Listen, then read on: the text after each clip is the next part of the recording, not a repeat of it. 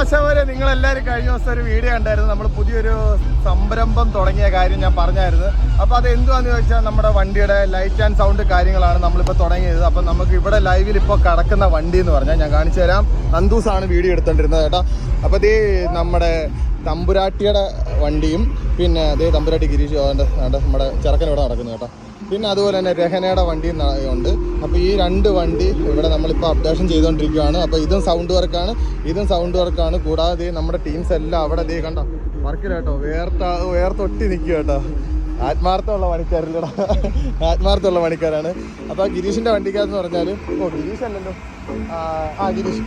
ഗിരീഷിൻ്റെ വണ്ടിക്കകത്ത് ചെയ്യുന്ന കാര്യം എന്ന് പറഞ്ഞാൽ അവൻ്റെ വണ്ടിയുടെ സെറ്റൊക്കെ കംപ്ലൈൻ്റ് ആയിരുന്നു. അപ്പോൾ അത് ഞാൻ കണ്ടോ എല്ലാം ചെയ്തുകൊണ്ടിരിക്കുക കേട്ടോ. അത് അപ്പോൾ വണ്ടിയുടെ ഈ വർക്ക് നടന്നുകൊണ്ടിരിക്കുന്നു. ഈ സെയിം തന്നെ ഇവിടെയും നമ്മുടെ വണ്ടിയുടെ വർക്ക് നടന്നുകൊണ്ടിരിക്കുകയാണ്.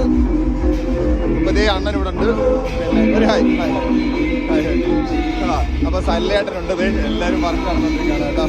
പറയാൻ എന്തോ പറയണ്ടേ, എല്ലാവരോടും വളരെ സന്തോഷമുണ്ട്, വളരെ ഹാപ്പിയാണ് ഞാൻ.